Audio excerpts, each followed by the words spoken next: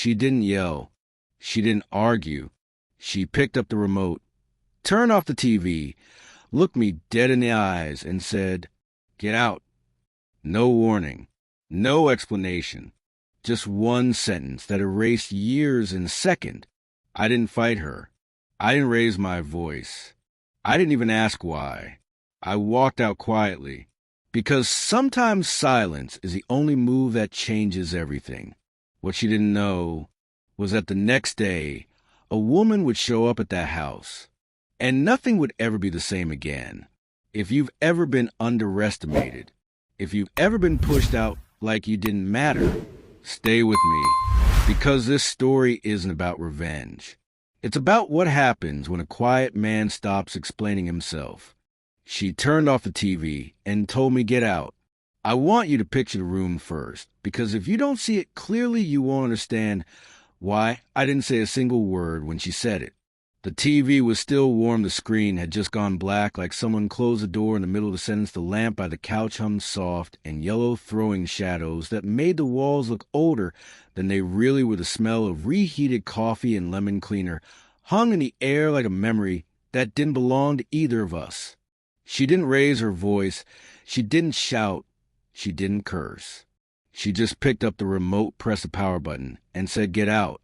Not now. Not please. Not we need to talk. Just get out. And the strange part was how calm she sounded, like she was reminding me to take the trash out on a Tuesday night.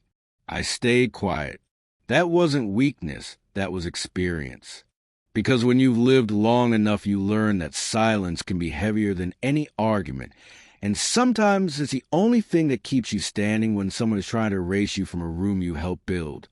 My name doesn't matter right now. Call me Ray. If you want, everyone does. That's what they've always called me, even when I wasn't anyone's uncle yet. I was sitting on the edge of the couch, not leaning back, not comfortable, just perched like I'd been for months, waiting for something to tip over. I had my jacket folded on my lap, like a habit I didn't realize I'd formed, because deep down, I knew one day I might need to leave fast. She stood by the window, arms crossed, eyes fixed on the glass, not on me, not even a glance. That hurt more than the words. Because when someone won't even look at you while telling you to leave, it means they already decided you don't exist in their version of the story anymore. I stood up slowly, no sudden movements, no drama. I picked up my jacket, smoothed it once out of instinct, and walked toward the door. My boots sounded too loud on the floor. Each step echoed like the house was counting down. 3, 2, 1. I reached the door handle, and for half a second, I thought, maybe she'd stop me, maybe she'd say, "Wait," maybe she'd say, "We need to talk." She didn't. So I opened the door and stepped out into night air. Cold, sharp, honest. The door closed behind me with a soft click, not a slam, not a goodbye. Just a click, and that was it. Or at least that's what she thought. Because sometimes the quiet man you send away is the one who knows things you forgot, or the one who understands how time works better than you do. I slept in my truck that night, not because I didn't have somewhere else to go, but because I needed to sit with it. I needed to let the silence finish speaking. The cab smelled like oil and old leather, and the peppermint I keep in the cup holder for long drives. I leaned the seat back, stared at the ceiling, and listened to the ticking sound engines make when they cool down. Tick, tick, tick. Every tick felt like a question she never asked me. What I didn't do, what I didn't say, what I didn't fight for. People love to ask later why a man didn't argue, why he didn't beg, why he didn't throw the past on the table like proof of purchase. Here's the truth. I already knew arguing wouldn't save me, because this didn't start that night. It started months earlier. It started with small things. A look that lasted a second too long. A conversation that stopped when I walked into the room. Her phone always face down. Her laughter quieter around me, louder around other people. She started saying my name like it was a chore. "Ray, can you move your shoes? Ray, can you not do that? Ray, why are you like this?" And every time she said a little piece of the man, I was trying to explain himself and failed. So when she told me to get out, I already knew the sentence had been written long before the words were spoken. I drove at dawn. The sky was gray and pink, like it hadn't decided what kind of day it wanted to be. I didn't turn the radio on. I let the road talk to me instead. There's something about empty roads that makes you honest with yourself.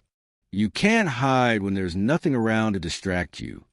I parked near an old diner, the kind with cracked vinyl seats, and a bell on the door that rings whether you want it to or not. I went inside, ordered black coffee. And eggs, I didn't really taste any of it. The waitress called me Han, and that small kindness almost broke me. Almost.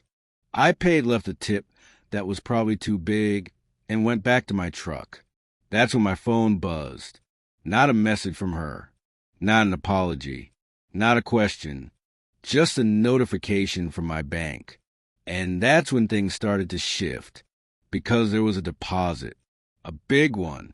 From an account I hadn't touched in years. An account tied to a name she didn't know. And in that moment, I realized something important. She thought she knew who she told to get out, but she only knew the version of me that stayed quiet. She didn't know the other parts. The parts one kept folded away like that jacket on my lap. I finished my coffee, leaned back against the truck, and watched the diner door swing open and close as people came, and when all of them carrying their own stories, their own quiet fights. I wondered what story she was telling about me right then. I wondered who she was calling. And that's when I remembered something she forgot. Tomorrow, someone was coming. A woman. She didn't know her name. She didn't know her face. She didn't know why she was coming. But I did. And that woman showing up the next day was going to change everything. Not because of revenge. Not because of anger. But because truth has a way of walking into a room even after you've told the quiet man to leave. I checked my phone again. No missed calls, no messages. Just silence. And for the first time since the door clicked shut behind me, the silence didn't feel heavy. It felt like the deep breath before a storm. I started the engine and drove, because part one of my story didn't end when she turned off the TV. It ended when I decided not to explain myself. The rest, that would come when the woman showed up the next day. And trust me, no one in that house was ready for her. Not even me. I didn't go back to the house that day. Not right away. Because some places don't just throw you out, they leave fingerprints on your chest. And you need time before you let those marks turn into anger. I drove for hours, no destination, just rode the kind of road that stretches so long it makes you forget where you were supposed to be in the first place. By the time the sun climbed higher, I found myself parked near a quiet motel on the edge of town. The sign flickered, missing a letter, like it given up halfway through its own name. I rented a room, paid cash, and carried my jacket inside. The room smelled like old soap and clean sheets, a strange comfort. When you don't want memories sneaking up on you, I sat on the bed, didn't turn the TV on, didn't touch the remote. I already knew what it felt like when someone shut a screen off in the middle of your life. I lay back, stared at the ceiling fan as it spun slow and uneven. Each click was louder than the last. My phone sat on the nightstand face up. Still nothing from her. No, why did you leave? No, where are you? No, come back. That told me everything I needed to know. People don't go silent when they're confused. They go silent when they're sure. I must have drifted off, because the next thing I knew, my phone buzzed hard against the wood, sharp enough to jolt me upright. Unknown number. I stared at it for a moment before answering. Hello. There was a pause and a woman's voice, calm, professional, but careful, like someone stepping into a room full of broken glass. Ray, this is Evelyn Carter. I closed my eyes. So it was starting. She continued before I could speak. I'm scheduled to visit the property tomorrow morning. I want to confirm that you're still the point of contact. Property. That word carries weight when the wrong people forget who it belongs to. Yes, I said, finally, I'm still the point of contact. There was another pause, softer this time. Good, she said, because there's been some confusion on our end, and I'd rather clear up face to face. We set a time, we hung up. I placed the phone back down and let out a breath I didn't realize I'd been holding. Evelyn Carter. She wasn't just any woman. She was the woman, the one tied to that old account, the one whose name appeared on paperwork long before the house ever felt like a home. I sat there letting the fan spin, above me remembering the first time I met her. Years ago.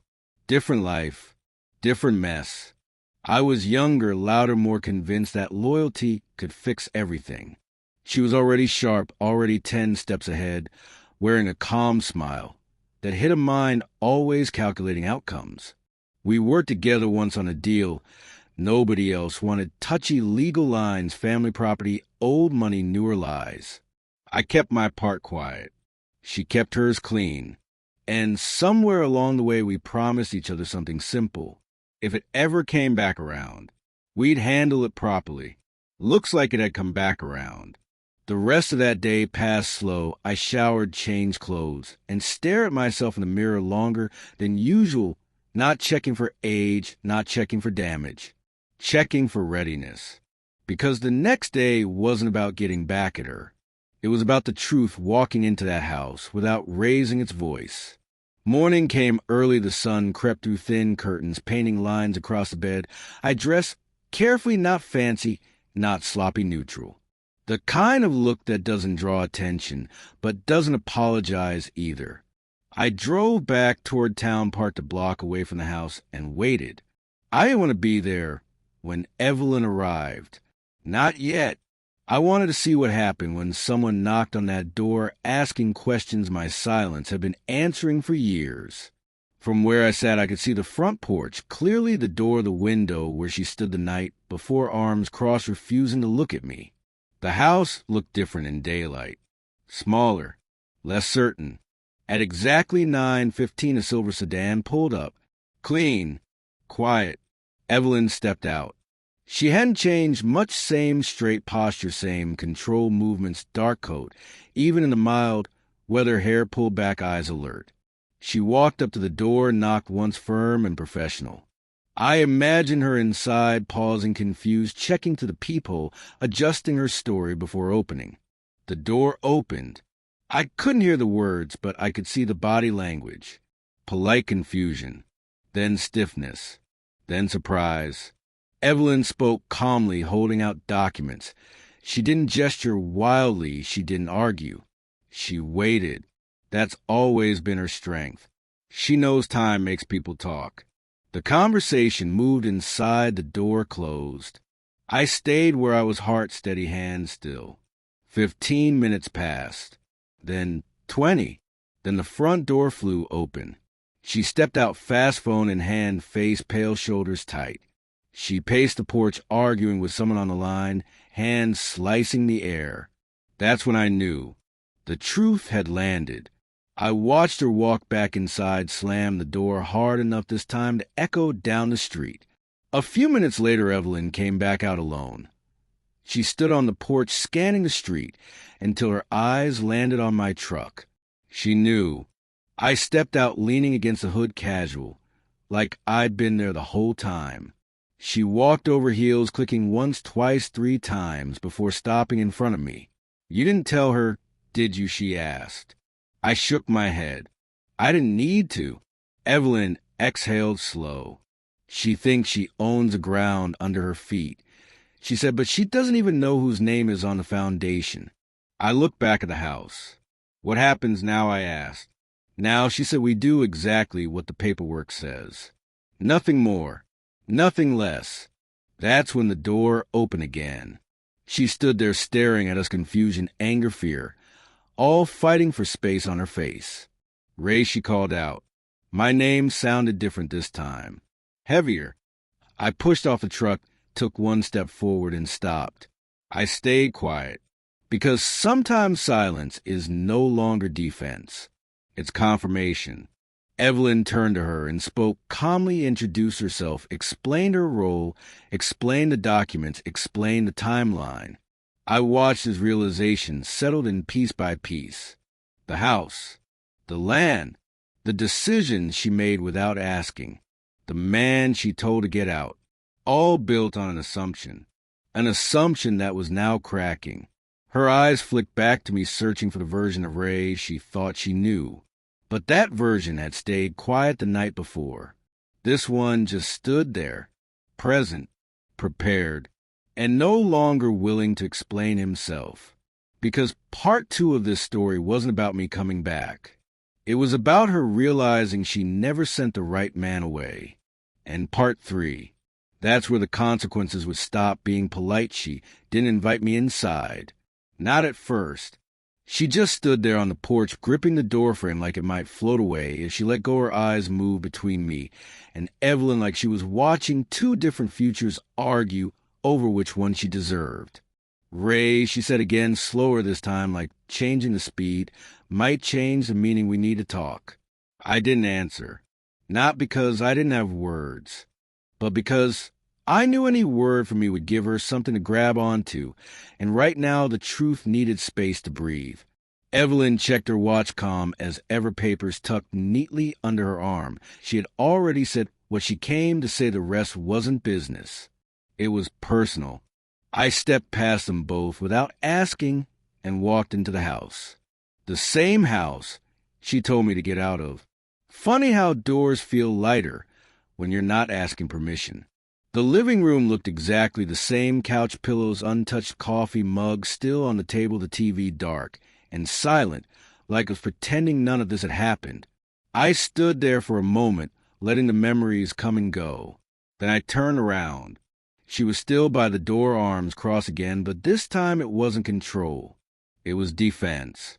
"You embarrass me," she said. I nodded once. That was the first thing she chose to say. Not I was wrong. Not I didn't know. Not I'm sorry. Just you embarrass me. Evelyn cleared her throat, quietly reminding both of us she was still there. "I'll give you 2 a moment," she said. "I'll be outside." The door closed softly behind her. Silence filled the room, thick and familiar. I walked to the window, the same one she stared through the night before, and looked out at the street, people pass, cars roll by, life kept going like this house wasn't cracking at the seams. "You can tell me," she said finally. I turned to face her. "Tell you what?" "The truth," she snapped, "about the house, about the land, about you." I studied her face, the lines of anger, the cracks, of fear, the confusion. She wasn't ready to admit. "I did tell you," I said quietly. She shook her head. "No, you didn't. You never said any of this." I stepped closer, slow, careful. "I told you everything you asked," I said. "You just never asked the right questions." That hit harder than yelling ever could. She looked away first. "I remember the day we moved in here," she said, softer. "You let me pick the paint colors. You let me decide everything." I smiled without humor. That was never about permission. That was about trust. Her eyes snapped back to me. "So what now?" she asked. "What do you want?" There it was. The question everyone asks when they realize control has slipped away. "I want you to understand something," I said. I didn't stay quiet because I was weak. I stayed quiet because I was watching who you became when you thought I had nothing. She swallowed hard. "You let me think. I let you be yourself," I interrupted. "No filters. No safety net. And you showed me exactly who you are when you believe you're standing on solid ground." She paced the room, hands in her hair, breathing uneven. "You could have stopped this earlier," she said accusingly. I nodded. "Yes, I could have. But then you would have blamed circumstance. Now you can only blame choice." That's when it finally broke. Her shoulders dropped. She sank onto the couch, staring at the floor like it might give her answers. "I thought you needed me," she whispered. I shook my head slowly. "You needed control. You just mistook it for love." She looked up, eyes wet, voice trembling. "I didn't mean to hurt you. I believed her. That was the worst part. Because people don't have to mean harm to cause it. They just have to stop seeing you as human. There was a knock at the door. Evelyn. Time, she called gently. I glanced at her, then back to the woman, who told me to get out. I'm not here to take anything from you, I said. I'm here to stop pretending. She laughed bitterly. So you win. I shook my head again. This isn't a game. Games end. This is accountability.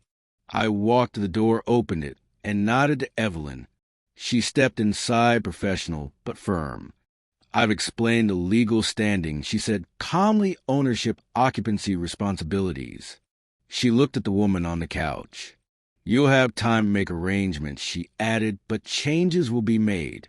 The woman looked between us, desperate now. Ray, please. I paused, hand on the doorframe, remembering the click of that door the night before. I turned back. I didn't come back to humiliate you. I came back to reclaim myself. That night, I didn't stay. I left again. But this time it wasn't exile. It was choice. I drove away watching the house shrink in the rearview mirror.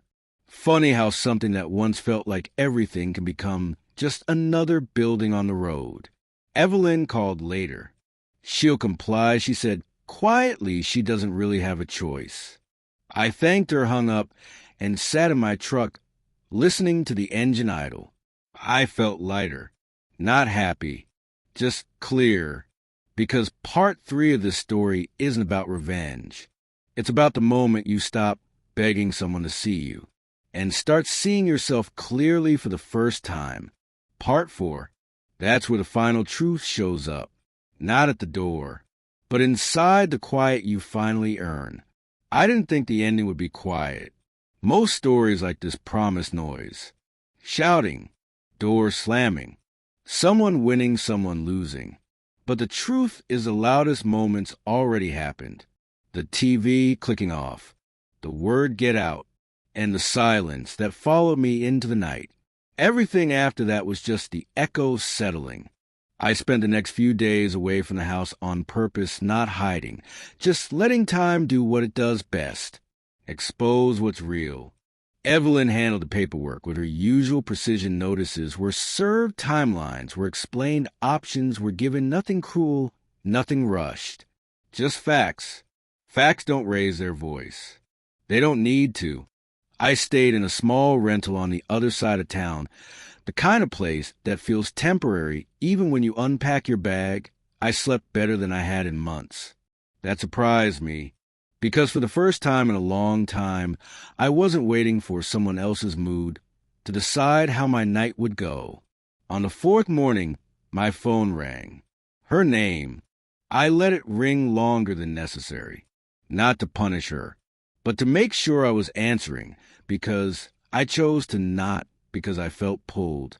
Ray, she said, when I finally picked up. Her voice was different, less sharp, less sure. I listened. I'm moving out, she said. I found a place. I'll be gone by the weekend. I nodded, even though she couldn't see it. Okay. There was a pause. Is that all you're going to say? I leaned back against the kitchen counter, staring at the sunlight cutting across the floor. What do you want me to say? She hesitated. I don't know, she admitted. I guess I thought you'd feel something. I almost smiled. I do feel something. But it's not what you're expecting. Another pause, heavier this time. I thought about all the nights I swallowed words, all the times I made myself smaller to keep peace that was never really there. I feel relieved, I said finally. She didn't respond right away. That was answer enough. When I went back to the house, it didn't feel like returning.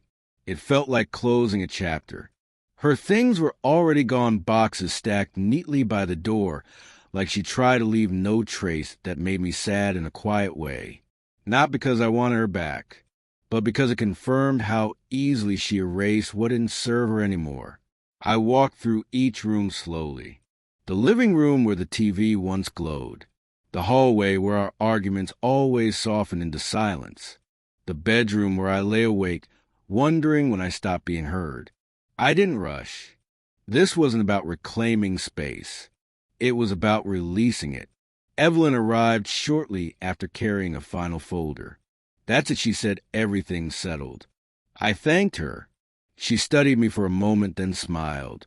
You did the right thing, she said. Not everyone can stay quiet long enough for the truth to walk in on its own. After she left, I sat on the floor, back against the couch, and laughed softly. Not because it was funny, but because I finally understood something. Silence isn't empty. It's selective. It holds back what doesn't need to be said until the right moment arrives. That night, I turned the TV on, not to watch anything, just to hear sound fill the room on my terms. I didn't stay long. The house no longer needed me, and I no longer needed it. Weeks passed. Life didn't suddenly become perfect, but it became honest.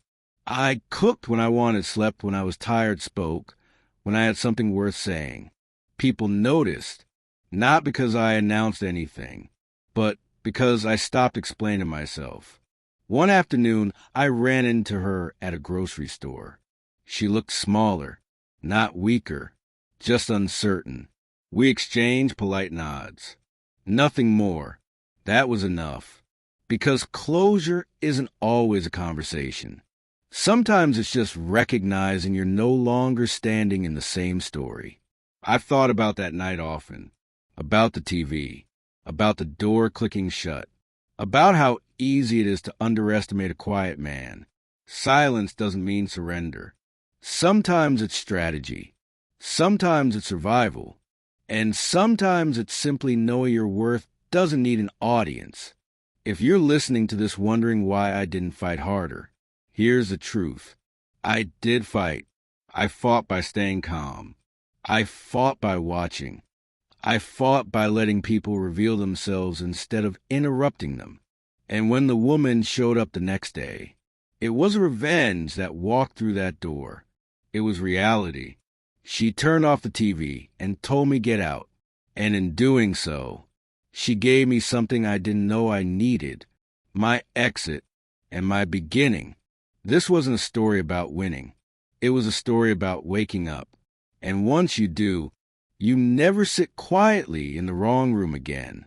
She thought telling me to get out was the end. But it wasn't. It was the moment I stopped shrinking to fit someone else's version of me. I didn't win by yelling. I didn't win by begging. I didn't win by proving anything.